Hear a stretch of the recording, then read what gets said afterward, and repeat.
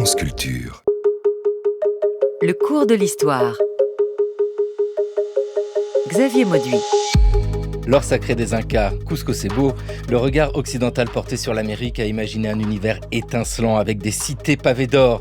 Mais au-delà du mythe de l'Eldorado, un mythe bien de chez nous, qu'en est-il de l'or dans les mondes précolombiens, au-delà des Incas d'ailleurs? Quelle place pour l'or dans ces civilisations?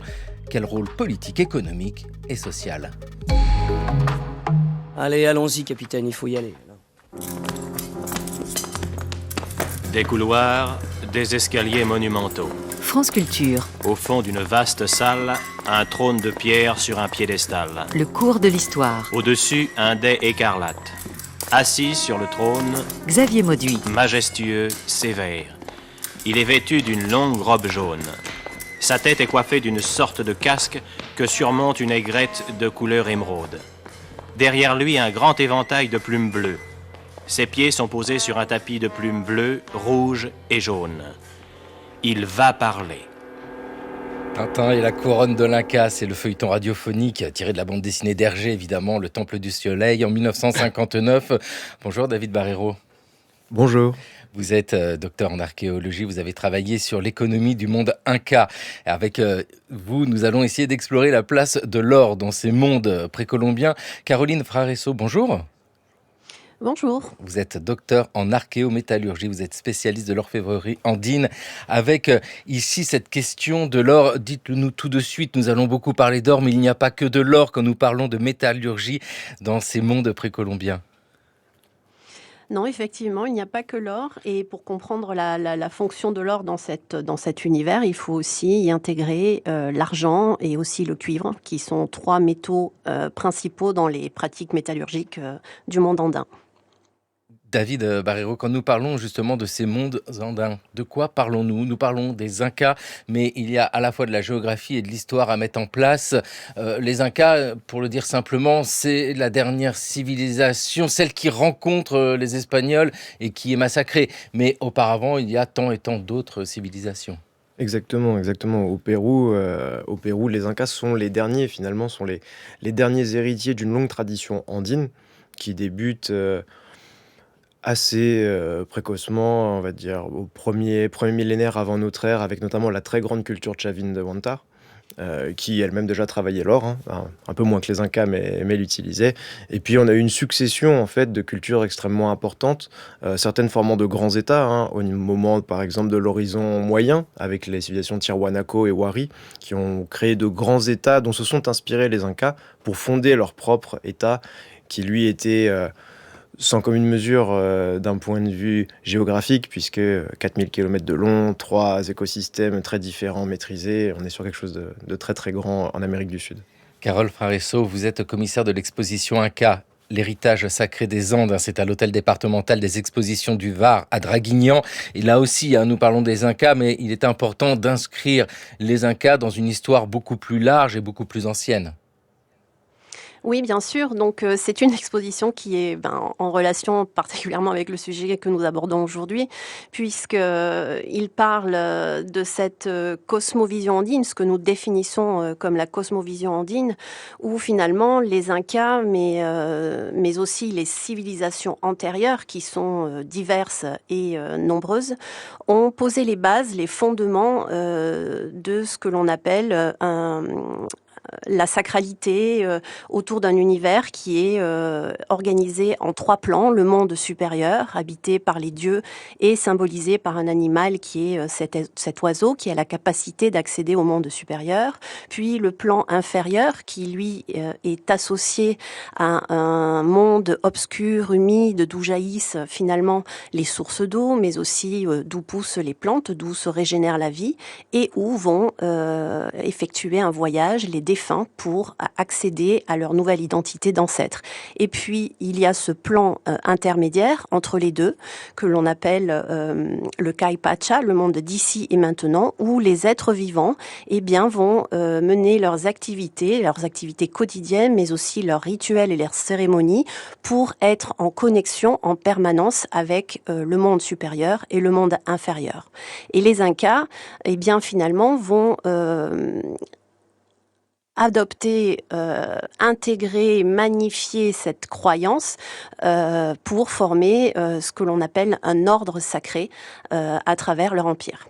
Oui, parce que c'est toujours le piège en histoire, hein. David Barreiro, vous nous avez rappelé ces différentes cultures, la culture chavine, etc. Puis nous arrivons jusqu'aux Incas. Mais c'est ça, en histoire, on a besoin de découper tout cela en tranches. Or, il y a une continuité. Les gens évoluent, mais ce sont des gens qui habitent là depuis longtemps et qui intègrent d'autres cultures. On ne peut pas les séparer nettement les unes des autres.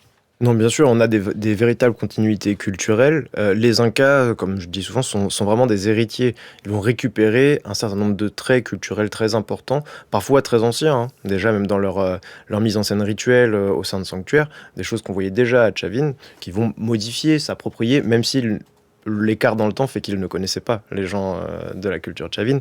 Mais oui, on a vraiment... Évidemment, on a un découpage qui est rassurant pour nous en histoire, qui nous aide à comprendre, même ne serait-ce qu'au sein de la chronologie Inca, hein, qui est une chronologie assez arbitraire, qui nous rassure, mais qui n'est pas vraiment parfaitement établie. Les Incas eux-mêmes ont besoin d'ordonner le monde, c'est-à-dire qu'ils vont eux-mêmes découper leur territoire, le subdiviser avec des caractéristiques propres à chacun de ces territoires. Donc eux-mêmes, finalement, se rassurent. Pour contrôler le monde, ils le façonnent à leur image, ils le divisent, ils le marquent, et ils ont leurs propres repères. Ils divisent leur empire en 4 parties, le nord, le sud, l'est, ouest. Chacune a ses particularités, ses ressources, les peuples qui y sont intégrés. Et les peuples qui sont intégrés à l'empire Inca sont des peuples de cultures très diverses. Les Incas ne cherchent pas du tout à les uniformiser culturellement. On a même plutôt l'inverse. Dans les chroniques, on nous dit bien que l'Inca souhaite, notamment à l'époque de Huayna Capac, que les peuples soumis gardent leur identité culturelle, gardent leurs costumes, leur coiffure, leur langue.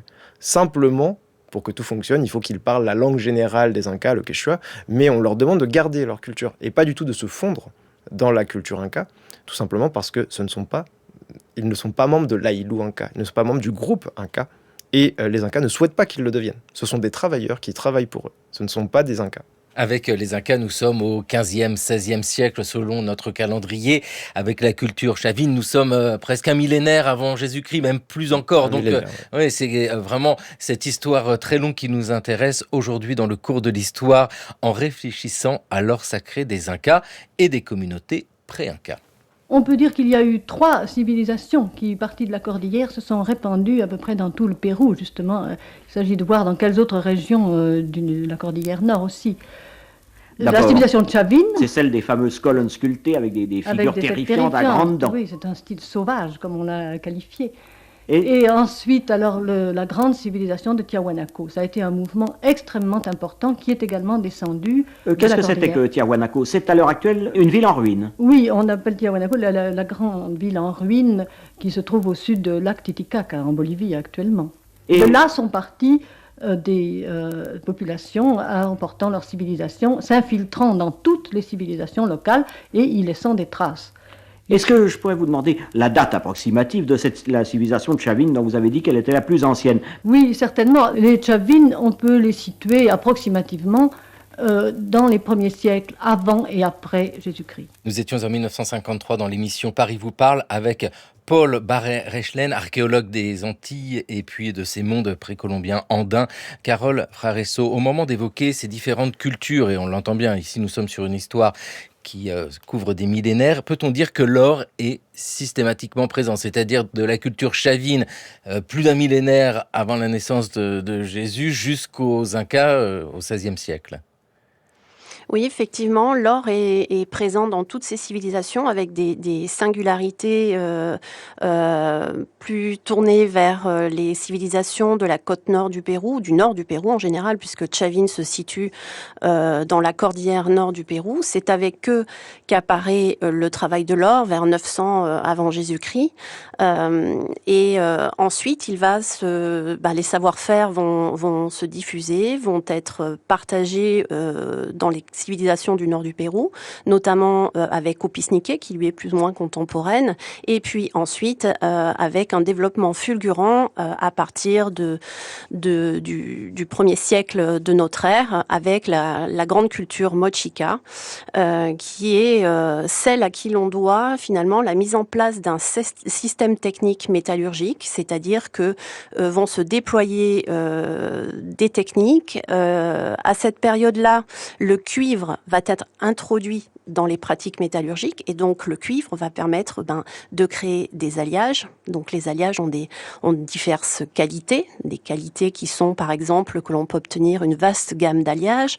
Ça permet aussi de baisser des points de fusion, ça permet donc de créer des soudures. Donc avec les Mochica, on a différentes techniques, différentes innovations qui sont menées et ensuite qui seront transmises, qui seront héritées par les Chimú, les Lambayeque.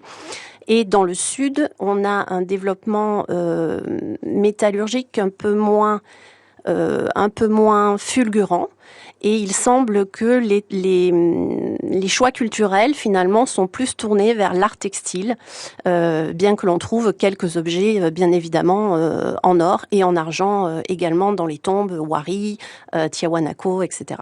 La culture chavine, c'est la plus ancienne dans ce qui nous intéresse ici. Et la culture Mochica, c'est les premiers siècles de notre ère, de notre calendrier de 100 à 700 après Jésus-Christ, avec ici David Barreiro, toutes ces cultures et leurs spécificités, parce que c'est quelque chose aussi qu'il faut rappeler. Nous utilisons d'ailleurs, et sans doute improprement, le terme Inca pour désigner vraiment tous ces gens qui habitaient là sans prendre en compte la chronologie ni l'espace. Et vous nous l'avez dit justement, dans ce monde Inca, et pourquoi pas cet empire Inca, eh bien, il y a les cultures qui restent. Et donc, au moment de découvrir des objets et de les étudier, on peut voir quelle spécificité distingue la culture d'une autre. Oui, on peut, notamment parce qu'on se rend compte archéologiquement, avec la multiplication des fouilles au Pérou, mais plus largement dans les Andines au sein de l'ancien empire Inca, qu'on a des styles. On peut avoir des styles cusquéniens, c'est-à-dire un style associé vraiment à Cusco et sa région, qui va être un style qu'on pourrait appeler un style d'État Inca, alors qu'on va avoir des styles plus hybrides dans certaines régions. Alors c'est plus facile de le noter dans la céramique que dans la production métallurgique en général. Néanmoins, on le constate, et puisqu'on le constate dans la céramique, il n'y a pas de raison qu'il y ait des différences au niveau de la métallurgie. D'ailleurs, une des choses qui est intéressante, Carole Fraresso en parlait, donc de l'utilisation du cuivre, déjà très tôt, chez les Mochica. Oui, cuivre, et même des alliages de cuivre et arsenic pour produire du bronze, qui se développent assez vite, assez largement. Chose que les Incas vont conserver dans certaines régions, mais ils vont eux-mêmes privilégier au cœur de l'Empire l'utilisation plutôt de bronze à l'étain, en récupérant des ressources d'étain qu'ils trouvent dans la partie sud justement de l'Empire, où la métallurgie est un peu moins développée. Et donc ils vont privilégier un nouveau type d'alliage, parce qu'ils maîtrisent les alliages, ils héritent de la pratique des alliages, des plus anciens, et ils vont la modifier parce que se l'approprier. Et la question peut se poser de pourquoi décider de changer de type d'alliage alors que le bronze à l'arsenic fonctionne très bien depuis des millénaires. Voilà. Peut-être une prise de possession de territoire par les objets qu'on fait circuler, en disant, puisque nous avons produit avec la ressource de cette région, nous possédons cette région, nous sommes les maîtres de cette région. Ça peut aussi être porteur de discours. Rien que la composition du métal en elle-même peut être porteuse d'un discours symbolique pour les autres populations, justement. C'est super intéressant. Carole Fraresso. Oui, je voulais rebondir sur ce point qui est effectivement c'est effectivement ça. Donc ce qu'on observe, c'est qu'on a le cuivre arsenical qui se développe dans le nord du Pérou, et dans le sud effectivement ce bronze arsenical, ce bronze éteint, le bronze classique que l'on connaît. Donc qui vient aussi montrer que ces populations en fait connaissent parfaitement leur environnement et s'y adaptent. Donc ils n'ont pas la notion comme nous chercheurs de connaître finalement les propriétés physico-chimiques des métaux et des alliages. Par contre, ils savent reconnaître les qualités de certains métaux, de ces minerais. Et donc, par exemple, ils vont peut-être se dire, dans cette montagne, la pierre que je vais trouver, le minerai que va trouver, qui peut être naturellement associé à l'arsenic. Au début, l'usage de ces bronzes n'est pas intentionnel, c'est-à-dire qu'ils utilisent des cuivres qui vont être naturellement alliés à de l'arsenic ou bien à de l'étain, et ils vont se rendre compte que ces minerais, que ces pierres, ces métaux, ces alliages vont être finalement plus résistants que le cuivre traditionnel qu'ils utilisent d'une autre montagne ou d'une autre source. Donc c'est ce point aussi qui est intéressant dans l'adaptation et l'utilisation de l'environnement des habitants des Andes. Carole Fraresso, vous avez commencé cette émission en nous rappelant qu'il n'y a pas que de l'or, et contrairement aux conquistadors, au moment de réfléchir à l'or, nous regardons quand même les autres métaux, ne serait-ce que pour la question des alliages. Vous êtes archéométallurgiste, l'alliage c'est quelque chose de très important, nous le voyons bien. Est-ce que l'or pur est utilisé dans ce monde inca? Parce que l'or c'est un métal sensationnel, magnifique, mais enfin c'est pas le métal le plus solide, on le sait bien. Les alliages ici sont très présents? Oui, extrêmement présent. On peut pas parler d'or pur en général de 24 carats. Les premiers ors utilisés, notamment par la civilisation tchavine, sont beaucoup plus jaunes, des jaunes pâles. Certaines études technologiques ont montré qu'il s'agissait d'alliages d'or et d'argent que l'on appelle des électrums. Et ce type d'or provient essentiellement des sources des rivières, c'est-à-dire que là on pratique l'orpaillage et on va chercher ce métal très blanc, très riche en argent dans les rivières. Mais ensuite, effectivement, avec l'introduction du cuivre qui se manifeste avec la culture vicus, où l'on voit une sorte d'apprentissage du cuivre. Donc le cuivre est martelé et puis il y a des dorures qui apparaissent. Donc on a des dépôts d'or sur ces objets en cuivre. Et le cuivre ensuite est mélangé avec de l'or qui est naturellement allié à de l'argent ou pas. C'est là toute la difficulté de savoir à quel moment l'intention de l'orfèvre est de créer un alliage intentionnel parce qu'il va rechercher des propriétés particulières, c'est-à-dire plus de dureté, une couleur particulière, ou il va souhaiter économiser la matière précieuse aussi parce que ajouter du cuivre à de l'or, ça permet également d'utiliser moins de matière précieuse. David Barreiro. Et justement, effectivement, c'est ce mélange. On ne peut pas du tout parler d'or pur. Et chez les Incas, on a des compositions de l'or qui sont extrêmement différentes, avec des mélanges avec du cuivre, avec de l'argent, qui ont créé des surprises aux Espagnols, qui parfois pensent, en débarquant et en voyant les temples couverts d'or ou les objets en or, se disent « Ah, parfait, d'importantes richesses ». Et puis, quand ils le fondent ou quand ils se rendent compte que la qualité de l'or n'est pas aussi importante que ce qu'ils espéraient, ils se rendent compte très très tôt. Déjà, dès 1533-1534, quand les premiers objets en or viennent de Cusco pour payer la rançon de l'empereur Atahualpa, les chroniqueurs, enfin les accompagnateurs de Francisco Pizarro, notamment Francisco de Jerez, se rendent compte et le disent dans leurs écrits, l'or est d'une qualité variable en fonction de là d'où provient la pièce. Pour ce qui est des choses qui sont prélevées dans le temple, plus vous êtes proche d'un contact avec le soleil, plus l'or va être de bonne qualité. Plus vous êtes éloigné de contact avec le soleil ou avec l'Inca ou Inti, le dieu soleil, plus l'or peut être d'une qualité un peu moindre, en tout cas qui plaît moins aux Espagnols. On imagine bien qu'à Cusco, l'or est de très bonne qualité. Qu'est-ce que c'était, Cusco, autrefois? Une capitale d'empire, une ville sainte, un marché central. Eh bien, c'était tout ça. Et mieux encore, Cusco, c'était l'empire. Une ville de pierre avec des toitures en alpha, cette herbe dure de la cordillère, et qui abritait 100 000 personnes. La ville était partagée en deux. La partie haute dépendait directement de l'Inca, et la partie basse était attribuée à la femme de l'empereur et à ses Indiens. Les Incas, les services politiques, les prêtres s'installaient dans la partie élevée. Le peuple, lui, s'était installé dans les faubourgs, et même les filles publiques, les personnes des champs, comme on le disait, un peu plus à l'écart. Eh bien, une telle distribution a quelque chose de dogmatique. Elle est facile à comprendre, et aucun des 14 empereurs Incas, car ils étaient 14, n'y a touché. C'est que l'empire Inca s'appelait le Tawantinsuyu, ce qui veut dire les 4 parties du monde, et qu'il était divisé en 4 grandes provinces. Eh bien, Cusco, dès son origine, s'est partagé lui aussi en 4 quartiers, comme l'étaient les provinces, par rapport au centre de l'Empire.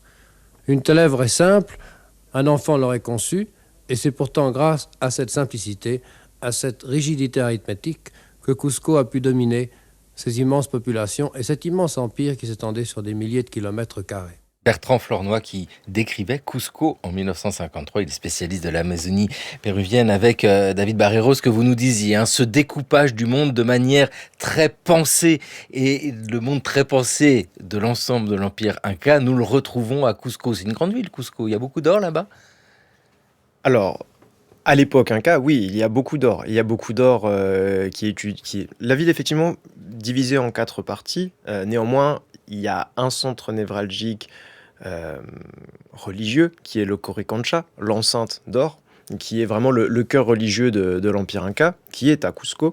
Et on y retrouve une quantité d'or énorme, très très importante. C'est ce que les Espagnols constatent quand ils débarquent dans la ville en 1533.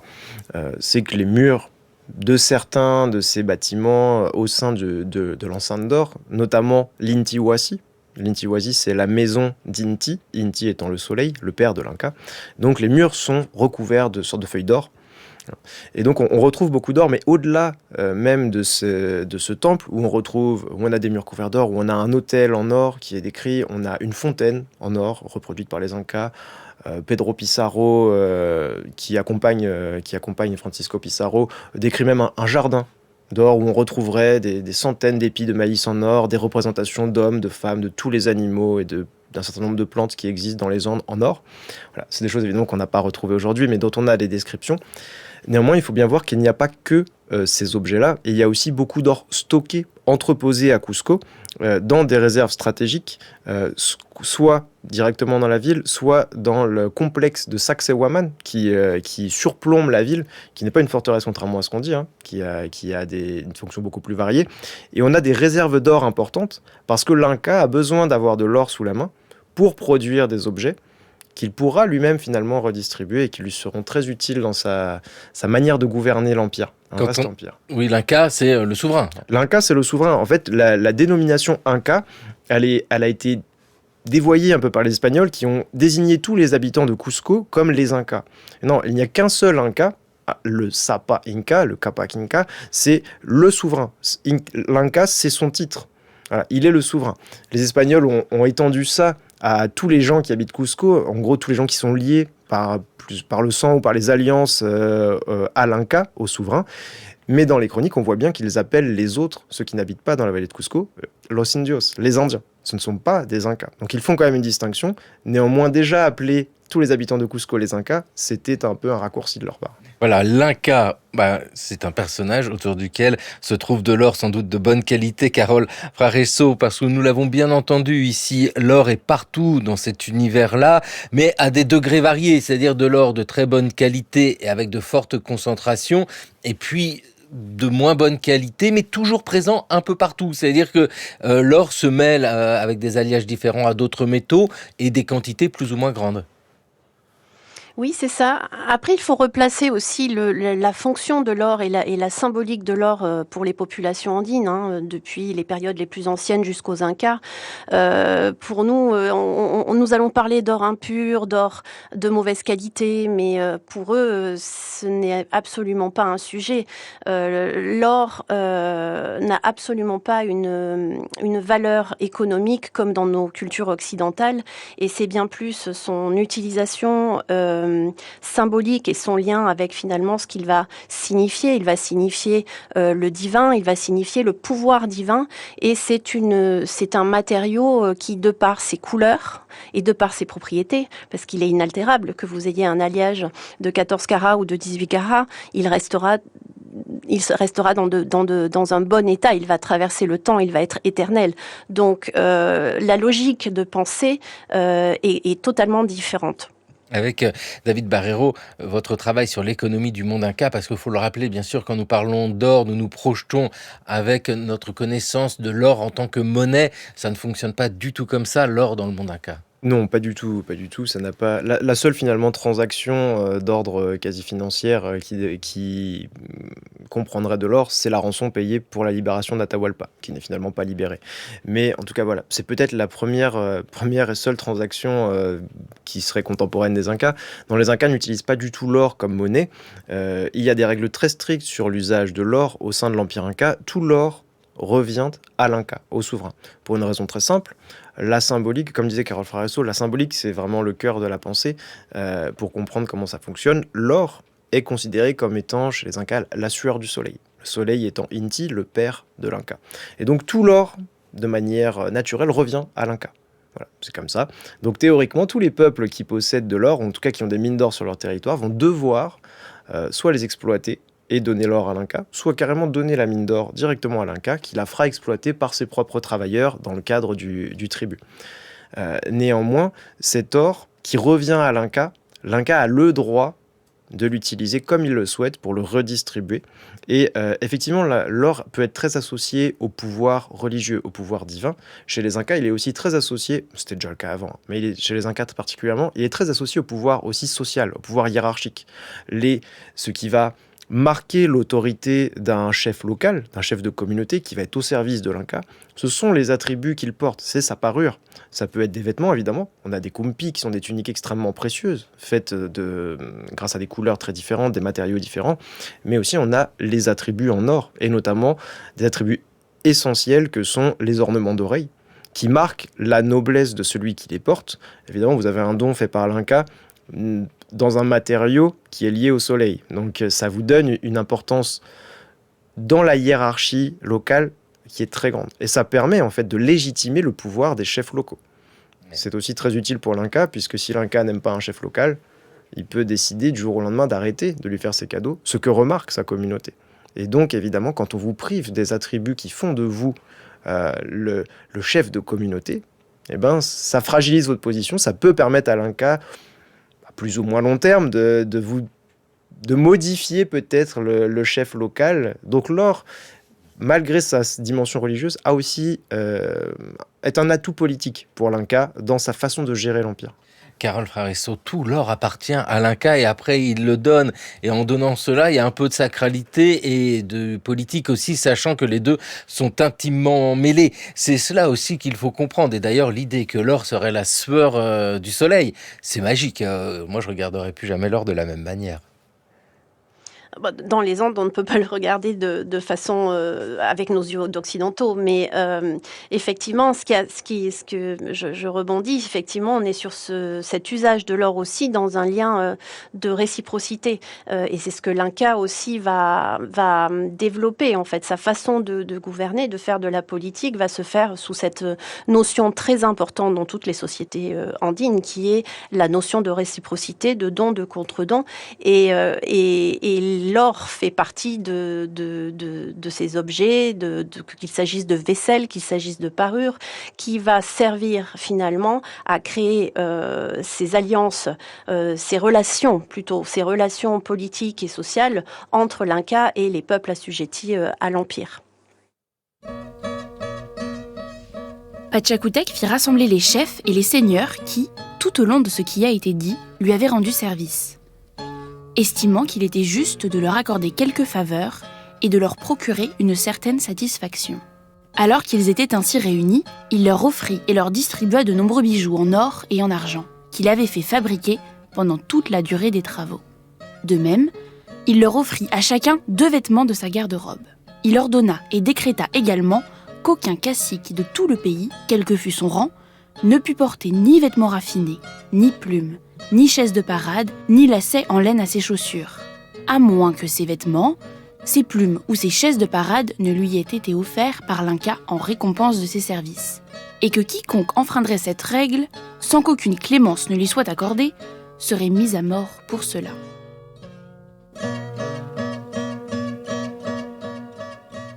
Sidonie Lebeau dans le cours de l'histoire sur France Culture qui lisait ici ce qu'écrivait Juan de Betanzos. On est donc au milieu du XVIe siècle avec un personnage intéressant, Betanzos, qui est historien et très curieux et de manière sans doute moins avide que d'autres conquistadors que de savoir comment fonctionne ce monde inca. David Barreiro, les témoignages, et c'est aussi la limite de cette étude-là pour comprendre comment fonctionne ce monde précolombien, beaucoup de témoignages passent par le filtre colonial, en tout cas celui des conquistadors. Donc c'est un peu la limite aussi. Vive l'archéologie qui nous éclaire beaucoup.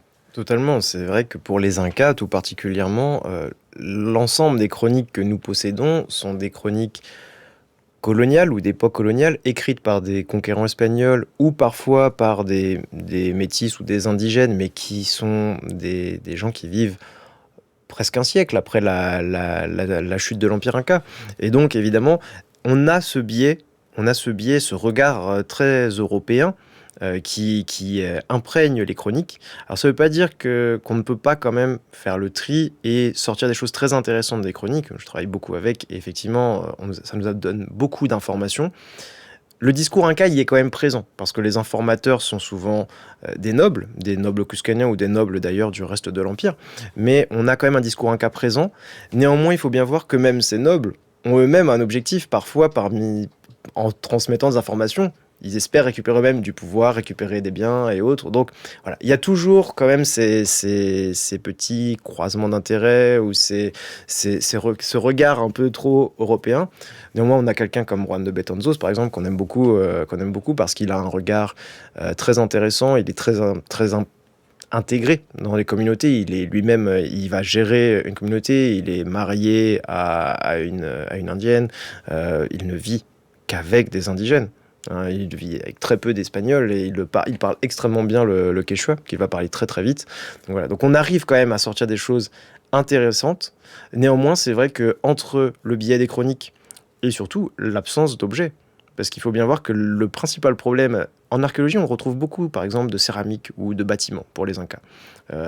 En ce qui concerne l'or, les pièces que nous possédons, c'est vraiment une infime partie de la production inca, parce que l'essentiel a été fondu par les Espagnols.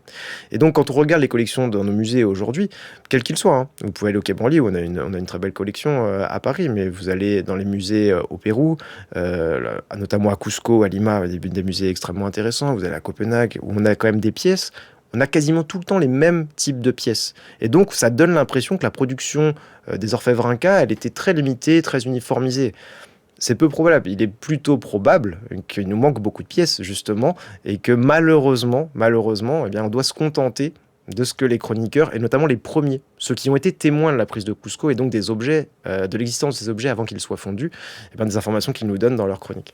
Carole Fareso, c'est vrai qu'il y a ce biais de la destruction et l'accaparement de toutes ces richesses qui fait qu'aujourd'hui l'archéologie nous offre des connaissances sur ce monde-là, mais sachant que beaucoup a été perdu. Oui, énormément de choses, comme le disait David Barreiro, ne sont loin de nos connaissances, puisqu'ils ont été, les objets ont été pillés, ils ont été détruits, fondus, rapportés sous forme de lingots, finalement en Espagne. Mais ce qui est intéressant, c'est que même dans les représentations, par exemple, des peintures du XVIIIe siècle, où l'on voit représenter les différents Incas, ils sont représentés avec des objets qui sont propres à leur pouvoir, à leur autorité, comme par exemple d'abord en premier la mascaipacha, qui est cette couronne en textile décorée d'une sorte de pompon rouge et rehaussée de deux plumes. Les disques d'oreilles, comme le soulignait David Barreiro, qui sont vraiment les insignes de l'autorité suprême. Tous les gouvernants, les leaders durant 3000 ans vont arborer de grands disques d'oreilles extrêmement voyants en métaux précieux, décorés de mosaïques, mais avec des symboles très particuliers associés aussi et finalement à cette cosmovision du monde andin. Et par exemple, donc dans ces peintures du XVIIIe siècle, nous pouvons observer étonnamment que les Incas, les Sapa Inca qui ont été au commandement, sont par exemple représentés avec de grands disques d'oreilles montrant des spirales. Et ensuite, en termes d'autres objets, ils vont avoir des manchettes ou un sceptre en or ou orné d'or, décoré d'or, qui va signaler leur statut. Donc, ces objets qui ont finalement servi d'appareil idéologique, de de pièces, des bijoux qui permettent finalement de signaler une identité et un rôle au sein de la société. L'Inca est le garant de l'ordre du monde et de cette harmonie sur Terre. Eh bien, lorsque les Espagnols vont piller et fondre ces objets, il y a comme une rupture qui a été perçue par ces populations, puisqu'elle a été associée, cette destruction, à une privation du pouvoir et également à la rupture des liens avec les ancêtres incas et le pouvoir. David Barreiro. Oui, complètement. Et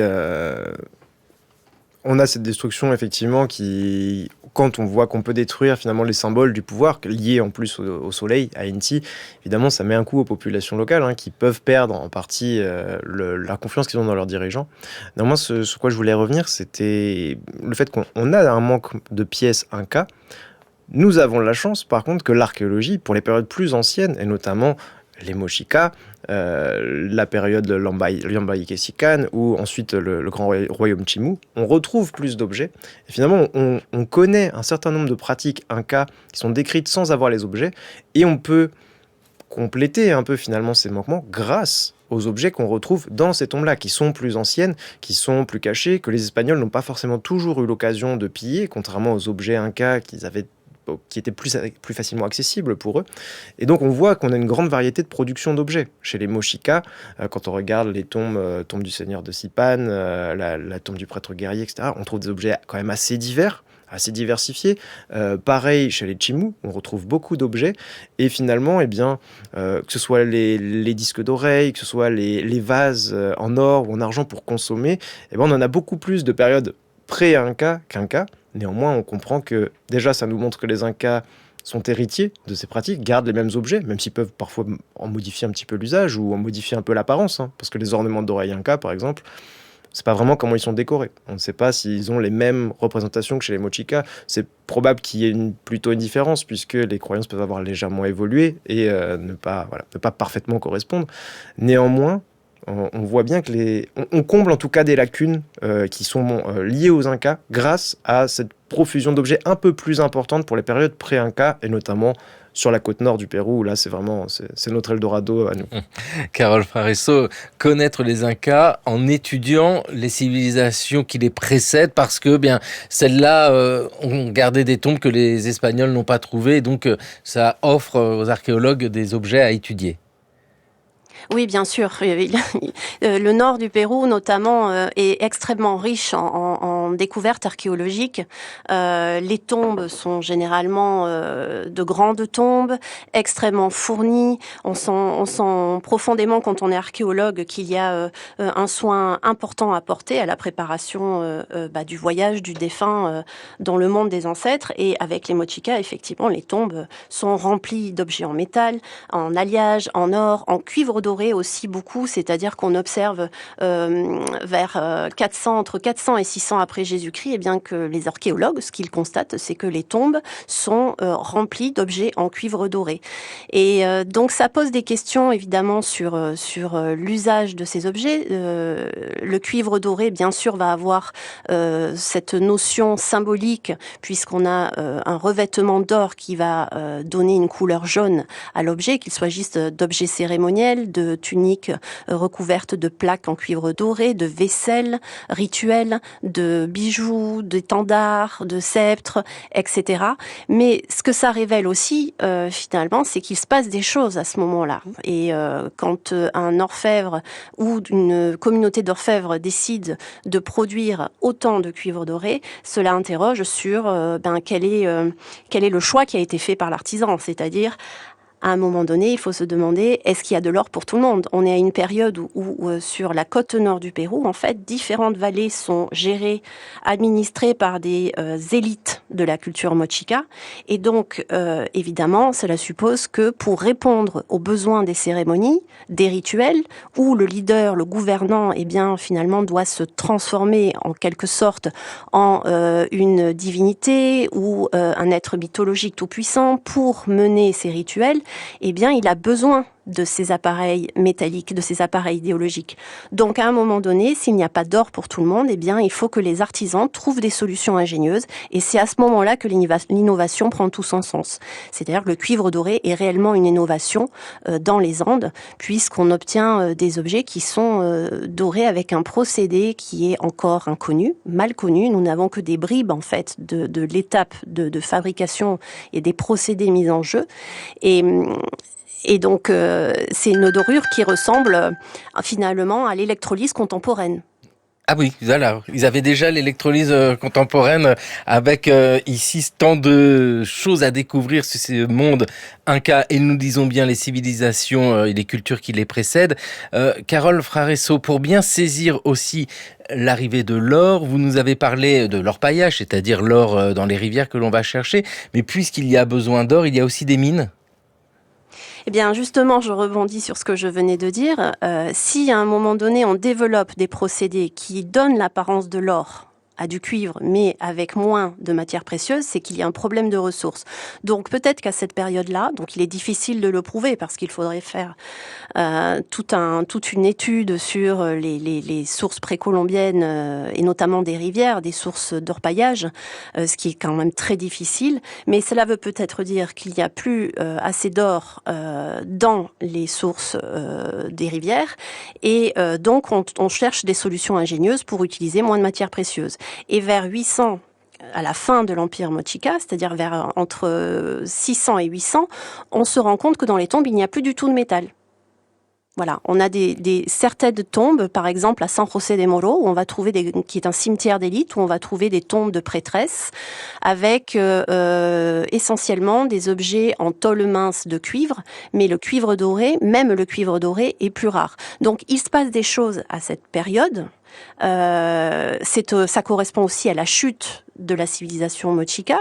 Les pouvoirs chutent et on voit apparaître au nord également les civilisations Lambayeque, aussi appelées Sican, et également Chimu. Et à ce moment-là, on constate notamment avec les Lambayeque qu'il y a une recrudescence de la production d'objets en or.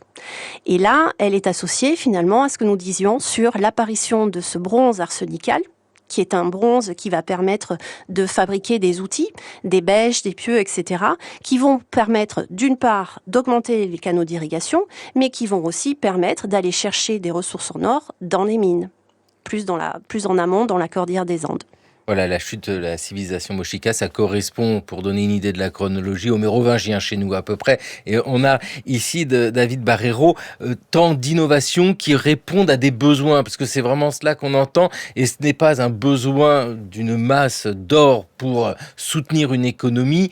Sans doute cela y participe, mais c'est surtout extrêmement symbolique, c'est à la fois de la religion et du pouvoir. Mais c'est fascinant de voir ces capacités à produire des objets en or ou doré.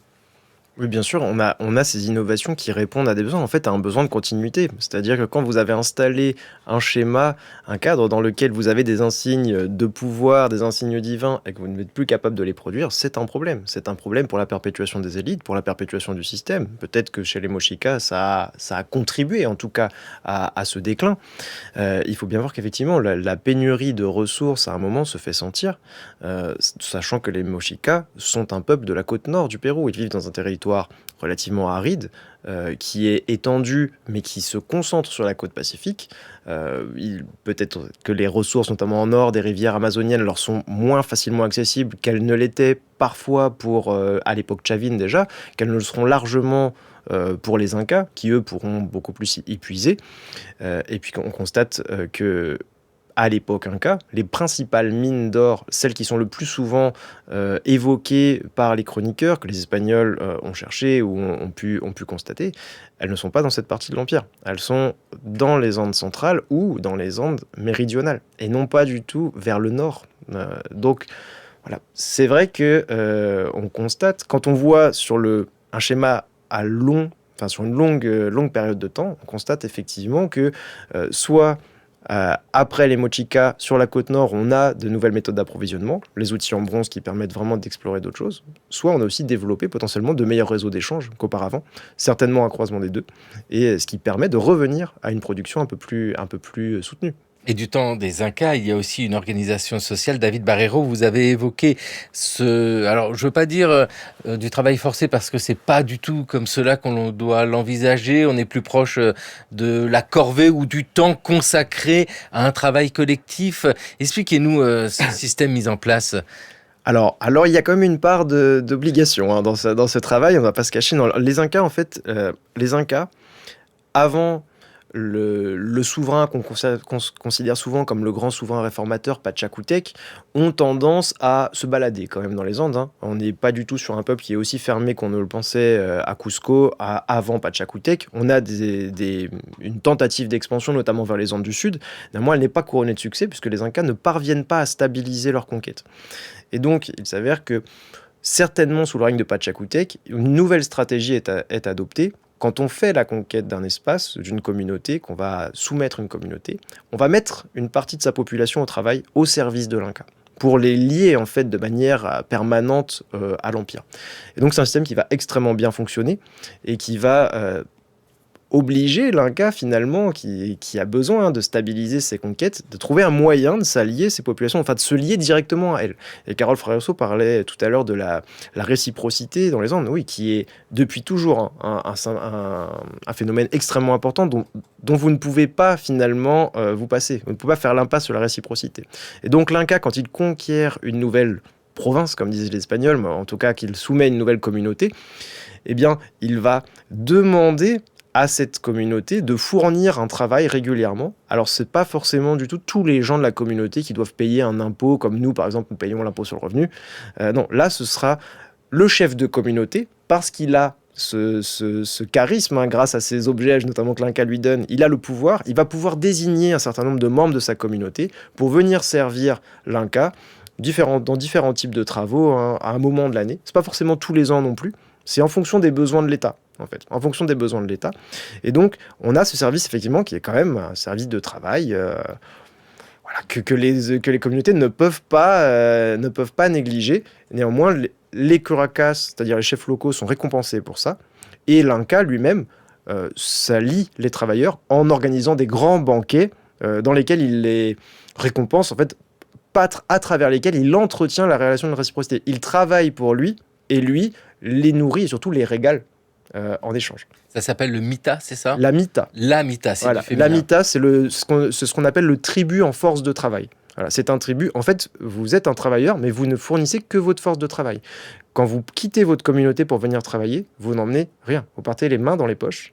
L'État Inca vous fournit les vêtements, la nourriture, les chaussures, les outils, le logement, les médicaments, si vous êtes... les médicaments, c'est pas comme chez nous, mais vous voyez l'idée, les médicaments en cas de maladie, c'est l'Inca qui prend tout en charge. Vous ne fournissez quoi ? Votre présence et votre force de travail. Et il n'y a pas que l'or ici. Pour l'Amita, ça peut être des travaux dans les champs, ça peut être des routes, ça peut être plein d'autres choses. Exactement. Tout ce que les Incas ont fait, tout ce qui a été construit, les chantiers, l'exploitation des mines, l'agriculture, l'artisanat, la construction de routes et autres, tout est fait à travers l'Amita. Donc c'est loin, ça dépasse largement le cadre de l'or. Et est-ce qu'on va retrouver des orfèvres avec cette force de travail, Carol Fragoso, parce qu'il faut en parler maintenant que nous avons récupéré cet or, alors pas hors pariage ou parfois dans les mines, l'or a circulé, nous l'entendons bien, il arrive par exemple à Cusco, mais il faut des gens qui puissent travailler ce métal-là. Comment se fabrique ces parures? On le dit bien, il y a beaucoup d'autres choses que les parures, mais c'est vrai qu'elles ont une telle charge symbolique et liée au pouvoir qu'on y consacre un peu de temps. Mais les orfèvres dans ce monde inca? Le travail de l'or, les savoir-faire transitent aussi. Enfin, ils voyagent et notamment à partir vers 1470, quand l'Inca Tupac Yupanqui arrive au nord du Pérou et qu'il découvre le royaume Chimor avec ses curacas, ses grands gouvernants couverts de la tête aux pieds en or ou en argent. Il sera tout autant fasciné que les Espagnols ont pu l'être quand ils ont quand ils sont arrivés au Pérou. Et donc, cette force de travail, disons que ces spécialistes, ces orfèvres et ces plateros, les plateros sont les spécialistes de l'argent, eh bien, vont être très rapidement transférés à Cusco, à la capitale du Tahuantinsuyo, où finalement, cette communauté de spécialistes va travailler au service de l'Inca et de sa famille.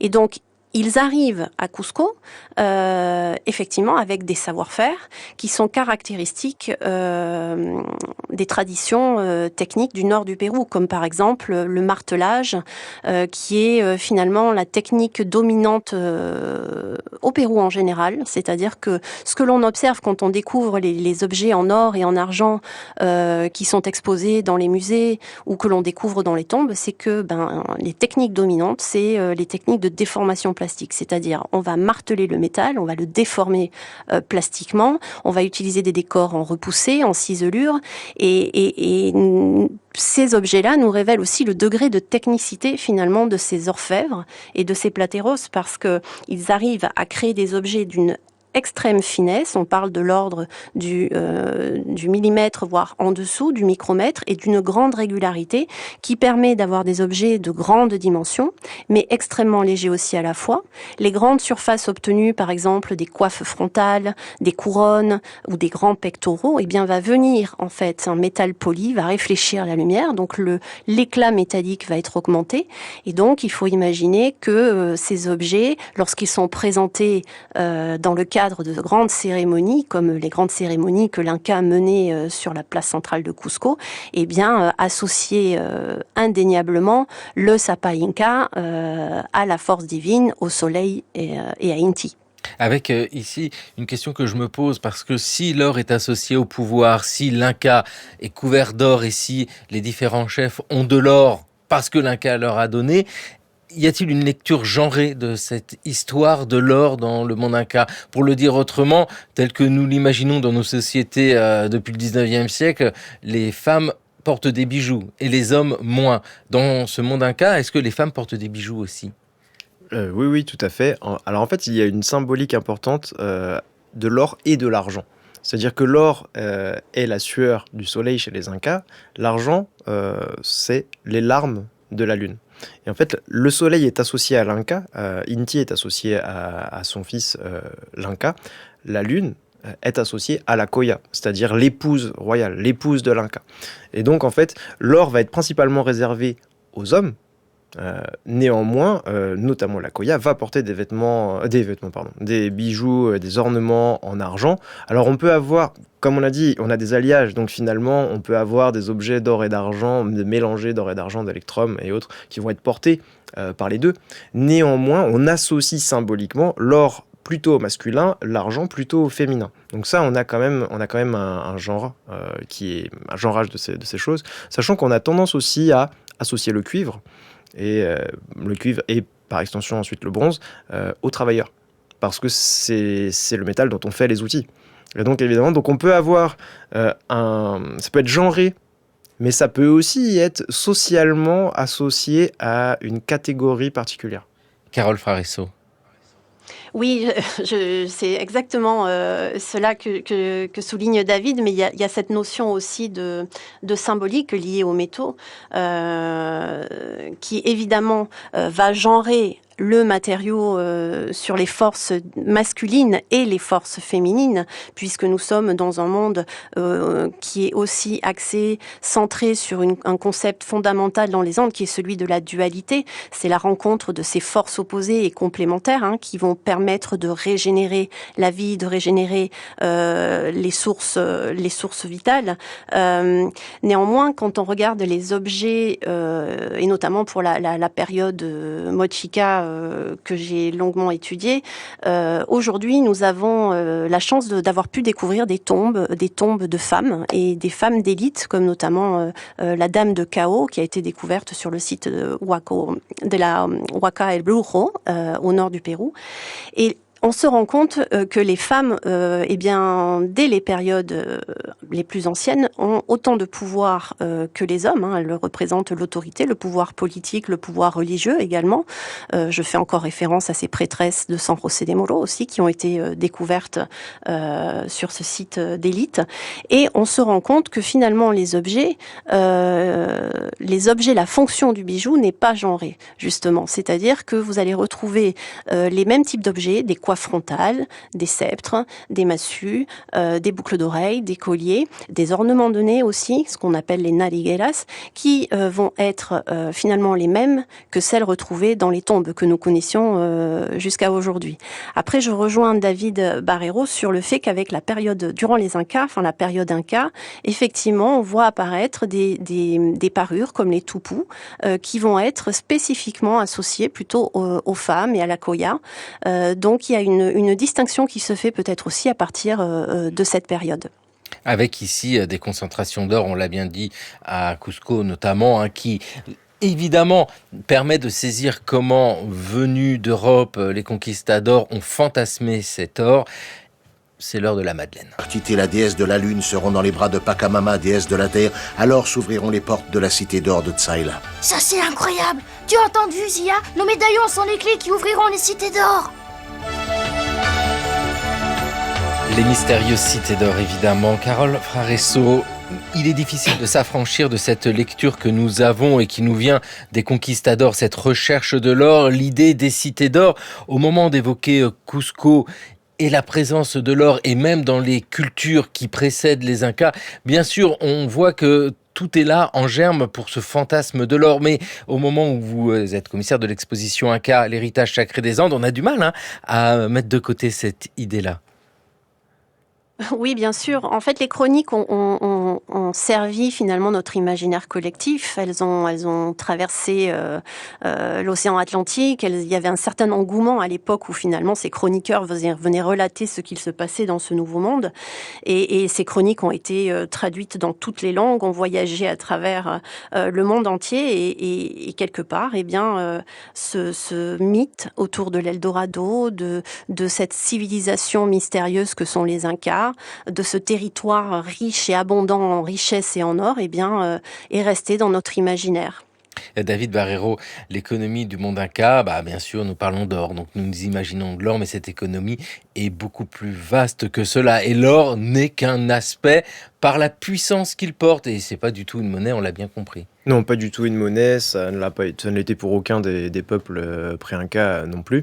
Non, l'or n'est qu'une petite partie finalement. C'est plutôt son usage, la façon dont il va être récolté dans le cadre de la mita, dont il va être transformé aussi dans le cadre d'enclaves d'orfèvres autour de Cusco ou à Cusco même, et puis l'outil politique qu'il constitue pour l'Inca.